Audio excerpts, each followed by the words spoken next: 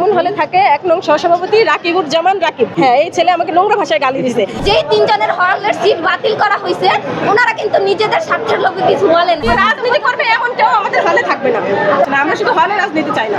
যখন রাতের দিকে কমিটিটা দেয়া হয় তখন হচ্ছে আমরা হলের মেয়েরা সবাই একসাথে হই।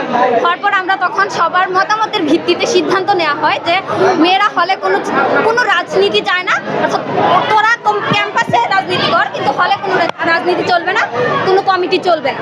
সেটার পরে মেয়েরা যে ভুল তথ্যগুলো বাইরে ছড়ানো হচ্ছে তা ভিকটিমরা নিজেই স্বীকার করছে যে এইসব করে বা জোর জবরদস্তি করে তাদেরকে আনা হয় না। তো আমরা কমিটি চাচ্ছি না, এটাই মূল কথা। তারা বাইরে রাজনীতি করুক, ক্যাম্পাসে রাজনীতি করুক, সেটা আমাদের মানে কোনো দায়বদ্ধতা নেই, এটা তাদের ব্যক্তিগত বিষয়। আমরা ছাত্রলীগের আমল থেকেই হলে আসি, তখন থেকেই আমাদেরকে হচ্ছে যখন আমরা হলে থাকি তাদের যেই বিভিন্ন শোডাউন হয়, তাদের বিভিন্ন প্রোগ্রাম হয়, মেয়েদেরকে জোর করে সেই প্রোগ্রামে নিয়ে যাওয়া হইতো।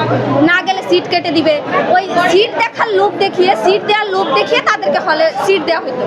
ইভেন এমনও হয়েছে যে এখনো যেটা হচ্ছে অনেক মেয়েরাই গণরুমে থাকতেছে, কিন্তু যারা ছাত্র দলের আন্ডারে উঠছে ওদেরকে সিট দিয়ে দেওয়া হয়েছে। তাইলে এটা কি একটা সমস্যা না?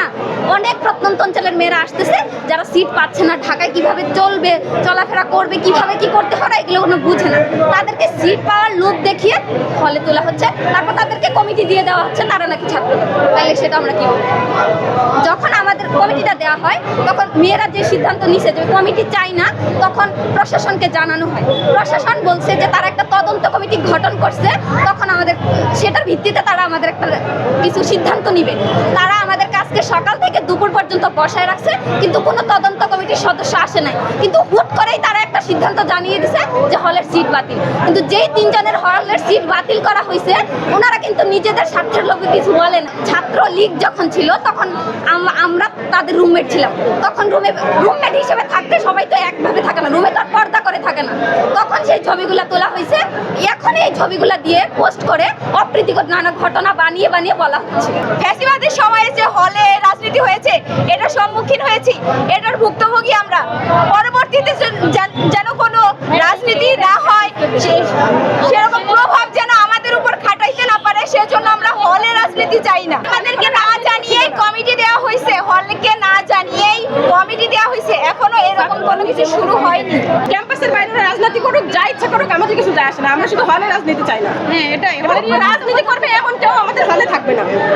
এরকম বিক্ষোভ করার কারণে আমাদের যারা হচ্ছে লিড দিয়েছে তাদের সিট কেটে দেওয়া হয়েছে, আমরা তাদের সিটও ফেরত চাই। এবং আমাদের যে ম্যাডাম আছে ওনাকে জোরপূর্বক অব্যাহতি দেওয়া হয়েছে, ওনাকেও আমরা ফেরত চাই আমাদের হোস্টেল সুপার হিসেবে। আমরা হচ্ছে আগে পলিটিক্স করিনি, আমরা নতুন ঢাকায় আসছি, মানে সাধারণ শিক্ষার্থী হিসেবে আসছি, সাধারণ শিক্ষার্থী হয়ে থাকতে চাই। কারণ আমাদের হলে যে মানে ওইখানে হচ্ছে রাজনীতি ঢুকে পড়লে মানে একটা দল হচ্ছে নিজের আধিপত্য বিস্তার করতে চায়, মানে নিজের ক্ষমতা দেখাতে চায়। প্রশাসন থেকে কোনো হচ্ছে তদন্ত কমিটি আসে নাই, না এসে হচ্ছে আপুদের মানে সিটগুলো কেটে দিয়েছে। তো আমরা চাই যে আপুদের সিটগুলো থাকুক। কম বলতেছে তোকে মানে কোনো নজরে না জড়াতে সাধারণ শিক্ষার্থী পড়ালেখা কর, সাধারণ নিরপেক্ষ হয়ে থাক, মানে কোনো সমস্যা জড়াতে চায় না, এমন কথা ছিল। বের হওয়ার পরে দেখি ছাত্রদল আমাদের মুখোমুখি দাঁড়ায় আছে। তো ছাত্রদলের একটা ছেলে ও হচ্ছে ভিডিও করতে করতে ভিতরে ঢুকে গেছে। তখন ওরে আমি বলছি যে ভিতরে ভিডিও করা যাবে না, বাইরে বাইরে। তো হচ্ছে ওর বাইরে বাইরে বলতেছি, ও সরে না। পরে আমি ওর ফোন কাটছি, ফোন করার পরে ও আমার হচ্ছে গালি দিছে, জঘন্য একটা ভাষায় গালি দিছে। ছেলে এটা হচ্ছে ওর ছবি, মামুন হলে থাকে ১ নং সহসভাপতি রাকিবুর জামান রাকিব।